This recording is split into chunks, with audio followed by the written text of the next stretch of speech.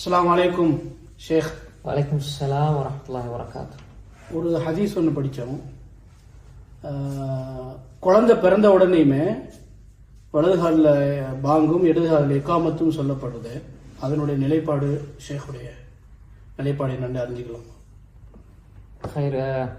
அதாவது இப்ப சமூகத்துல உள்ள ஒரு விஷயம் தான். அது என்னண்டா, இப்ப ஒரு குழந்தை கிடைத்தால் அந்த குழந்தையுடைய வலது காதில பாங்கு அதான் சொல்றாங்க, இடது காதில இகாமத் சொல்றாங்க. இது இந்த இது சம்பந்தமா வந்திருக்கக்கூடிய ஹதீஸ் செய்தி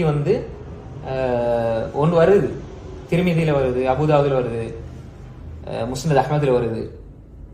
ஆனால் இந்த செய்தியை பொறுத்தவரையில இந்த அறிவிப்பாளர் வரிசையில ஆசிம் இப்னு உபைதுல்லா வராரு. ஆசிம் இப்னு உபைதுல்லா ஆசிம் இப்னு உபைதுல்லா இமாம் அபு ஹாத்திம் அர்-ராஸி சொல்றாரு ஒரு பலவீனமானவர்.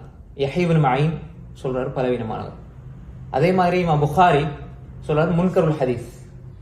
புகாரி ஒருவர் முன்கருல் ஹதீஸ்னு சொன்னால் லா தஹில்லு ரிவாயா அன்ஹு, அவரை தொட்டு அறிவிக்க கூடாது. ஹதீஸ் அறிவிக்க கூடாதுன்னா அறிவிக்கிறதுக்கு அளவுக்கு அவர் பொருத்தமானவர் அல்ல, அவரை தொட்டு ஹலால் ஆகாதுன்னே வரும்.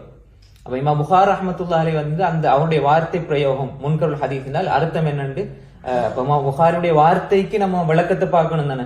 அப்ப முன்கருல் ஹதீஸ் பொதுவாக சொல்லிட்டால் லா தஹில்லு ரிவாயா அன்ஹு, அவரை தொட்டு ரிவாயத்தை செய்யக்கூடாது, அவருடைய ரிவாயத்தை கபூல் நம்ம எடுத்துக்கொள்ள முடியாது, பலவீனமானவர், மிக பலவீனமானவர். அப்ப எனவே இப்ப இந்த ஆசிம் இப்னு உபைதுல்லா வாராரு. அப்ப அவர் பலவீனமானவர், மிக பலவீனமான ஒருவர் என்பதனால அந்த ஹதீஸ் பலவீனமானது. வலது காதுல பாங்கு சொல்றது சம்பந்தமா இருக்கக்கூடிய ஹதீஸ் திரும்பிதில் வருது, ஆனால் அது பலவீனமானது. என்ன காரணம்? ஆசிம் இப்னு உபைதுல்லா வாரார். அதை யாரு நாங்களாவது ஆய்வுன்னு சொல்றோம் இல்லையே.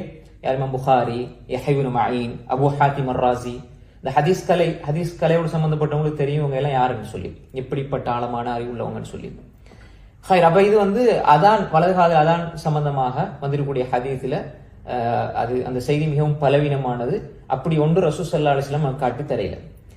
இடது காதுல இகாமத்துன்னு சொல்லி வரக்கூடிய செய்தி உண்டு. அபூ யஅலாவுல ஒரு ரிவாயத் வருது. அதுல வரக்கூடிய மர்வான் இப்னு சாலிம் அல்-கிஃபாரி, மத்ரூக் ஹதீஸ், அதாவது இவருடைய ரிவாயத். இது மிக பலவீனமான ஒரு செய்தி, அவருடைய ஹதீஸ் எடுக்க முடியாது. அது மாதிரி இன்னொரு அறிவிப்பு ஒரு பைஹக்கில, அதுல அல் ஹசன் இப்னு அம்ர் வரார். இமாம் புகாரி இவரை பொய்யன் என்று சொல்றாங்க, அதாவது இவருடைய செய்தி எடுக்க முடியாது என்பதை இமாம் புகாரி சொல்றாங்க. அப்ப எனவே இவர் அந்த அறிவிப்பாளர் செய்யக்கூடிய ஹசன் இப்னு அம்ர்ங்கிறவர் ஒரு பொய்யர் என்ற அடிப்படையில் இது இட்டுக்கட்டப்பட்ட செய்தி.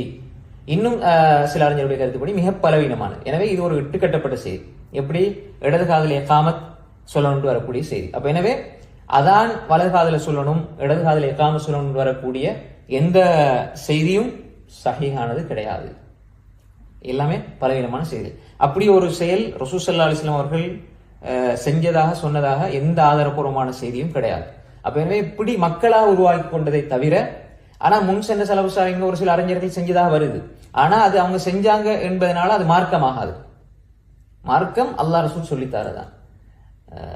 எனவே அப்ப நம்ம இதுக்கு கூலிய நன்மை எதிர்பார்த்து ஒரு இபாதத்தா செய்யறதாக இருந்தா அது அல்லாஹ் ரசூல் நமக்கு சொல்லி தந்தாகத்தான் இருக்கணும். அது அல்லாமல் உலகத்துல யார் செஞ்சாலும் நம்ம அமலாக அதை செய்ய முடியாது. வல்லாஹு அலம். அஸ்ஸலாமு அலைக்கும் வரஹ்மத்துல்லாஹி வபரகாத்துஹு.